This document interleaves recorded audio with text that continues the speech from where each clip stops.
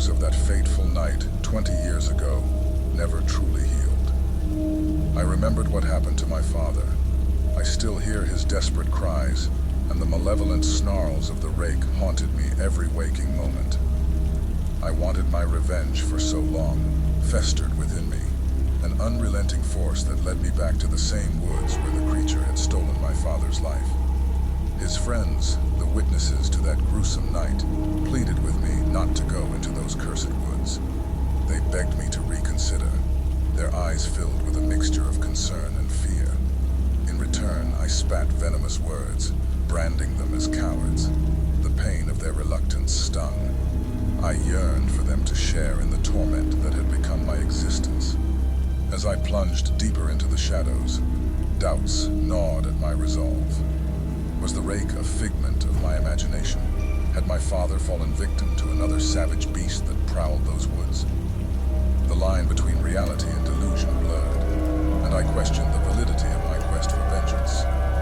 Days turned into nights, and my relentless pursuit led me to a cave, a refuge in the heart of the darkness that enveloped those haunted woods. Exhausted and driven by an unwavering determination, I sought shelter within its damp confines. Sleep claimed me, but it offered no respite from the haunting memories that clung to my subconscious. A guttural noise pierced through the silent cavern, rousing me from my uneasy slumber. My senses sharpened as I peered toward the cave opening, dread settling in my gut. There in the dim light, the rake emerged, dragging a colossal grizzly bear. Without hesitation, I raised my double-barrel shotgun and unleashed a thunderous blast. The creature recoiled, its twisted form stumbling backward.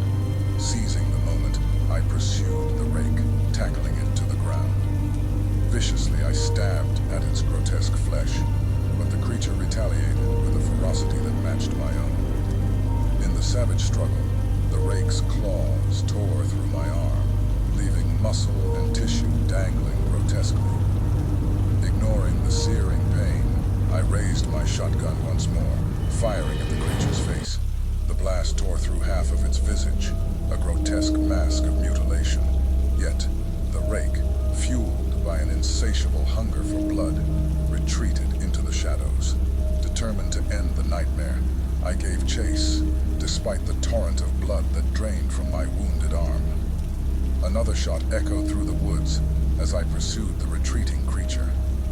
As I closed in, the rake vanished into the shadows, leaving me alone in the silent darkness. I felt the grip of blood loss tightening around me, but an unrelenting rage fueled my pursuit. In the pursuit, the creature ambushed me, dragging me upward into the trees with a force that defied the laws of gravity. As I dangled in the air, the rake's haunting howl echoed through the woods. Unexpectedly, a barrage of shots erupted from below, piercing the creature's flesh. It dropped me, disappearing into the shadows, leaving me battered and bloodied. I awoke to the rhythmic thudding of helicopter blades, suspended in the air. The world below blurred as I was airlifted to a hospital. To my surprise, my father's friends were by my side, their expressions a mix of relief and solemnity. The quest for revenge had exacted a heavy toll, but as I drifted into unconsciousness, a haunting question lingered. Had I truly avenged my father, or had I merely become entangled in the never-ending cycle of horror that defined those accursed woods? The air on the farm hung heavy with unease, a sinister undercurrent that belied the idyllic facade of rural life. My wife and I, seasoned farmers with weathered hands and hearts tethered to the land, found ourselves thrust into a nightmare we could neither comprehend nor escape. It all began with the inexplicable slaughtering of our livestock. Each morning, we'd wake to find our once thriving herd reduced to lifeless carcasses, half-eaten and mutilated. The stench of death lingered, an ominous reminder that something malevolent had set its sights on our farm. With trepidation etched into our eyes, my wife and I decided to fortify our home. Surveillance cameras and motion lights became our reluctant allies, transforming our once tranquil haven into a battleground against an unseen adversary.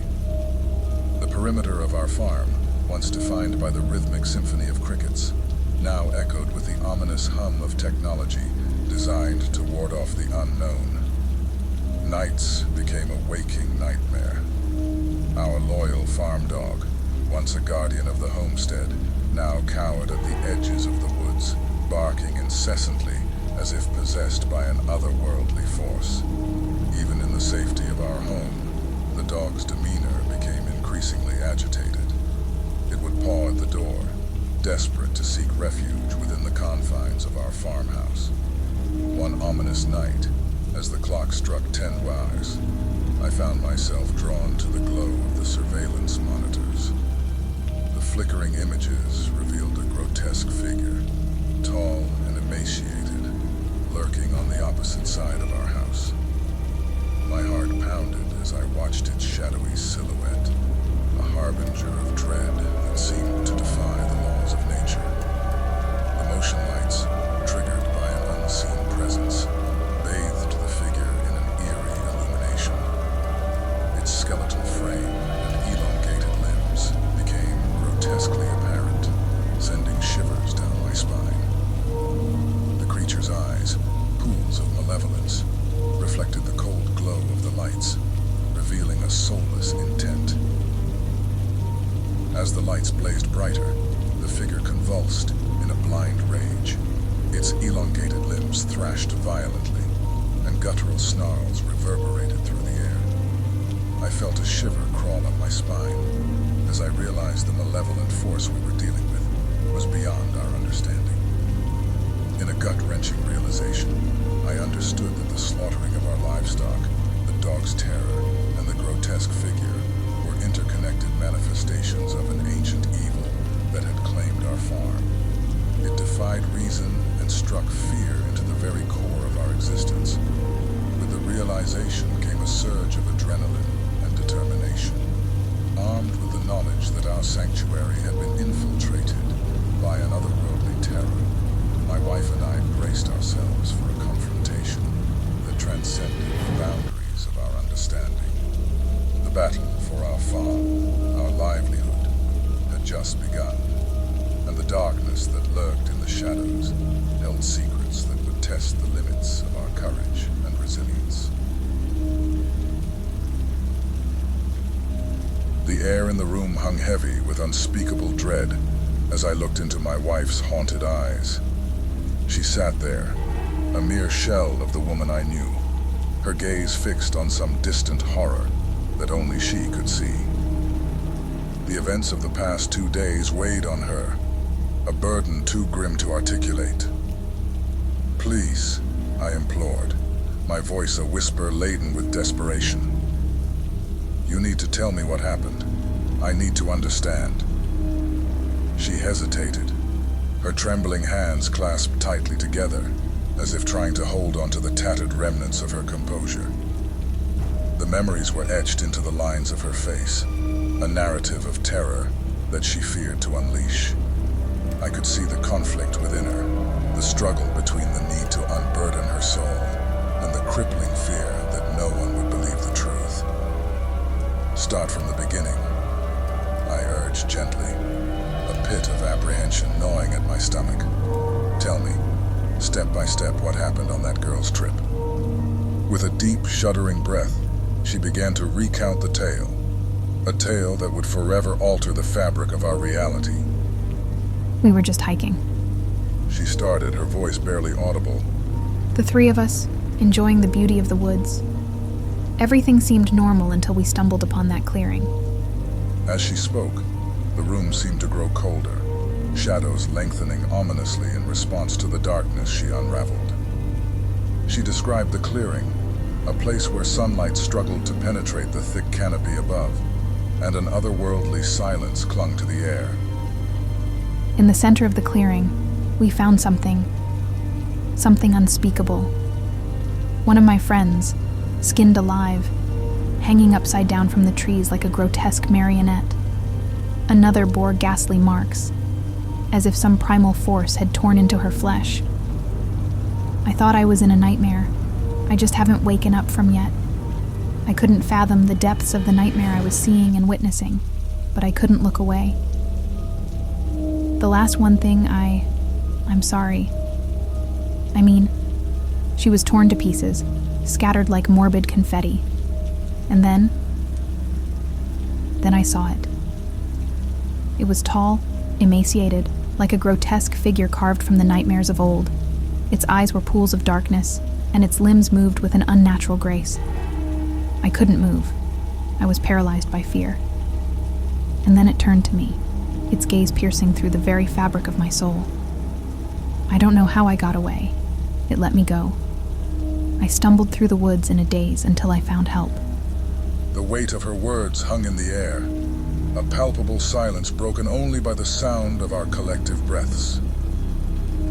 In that moment, I faced a choice: to believe the woman I loved, or to succumb to the disquieting doubts that clawed at the edges of my reason. "I know it sounds unbelievable," she whispered, tears streaming down her face. "But if I tell the police, they won't believe me. They'll think I'm responsible for what happened." In that haunted room, I grappled with a reality more terrifying than any horror story: the question of whether the unspeakable could transcend the boundaries of our understanding. The darkness that had consumed her friends now loomed between us, casting a shadow over our shared existence. The pursuit of knowledge often leads us into realms that defy logic and challenge the boundaries of our understanding. My journey into the mysterious world of the Rake was one such quest, a research endeavor that would forever alter my perception of reality. I traversed remote locations, interviewed locals who claimed to have witnessed the elusive creature, and scoured through folklore and accounts that painted the Rake as a harbinger of unspeakable horror. The culmination of my findings would become the cornerstone of my research papers, and with any luck, contribute to my return to academia for an English project of unparalleled significance. As I delved deeper into the heart of the enigma, whispers among the locals led me to a secluded woods where one man had reportedly stared into the eyes of the Rake and survived. Intrigued by the potential insights this survivor could offer, I embarked on a journey to interview him, my curiosity tempered by an undercurrent of trepidation. The woods, shrouded in an otherworldly hush, seemed to breathe with a life of its own as I approached the rustic abode of the man who had defied the creature. His demeanor, when we finally met, struck me as peculiarly calm. His eyes, however, held a depth of wisdom that betrayed a profound understanding of the darkness that lurked within those woods. Seated in his weathered cabin, surrounded by the silence of the wilderness, the man began to recount his tale, a tale of facing the Rake and living to tell the tale. As he spoke, I observed the lines etched into his face, evidence of the unspoken horrors he had witnessed. Yet, there was an unsettling tranquility in his voice, as though he had made peace with the malevolent force that had crossed his path.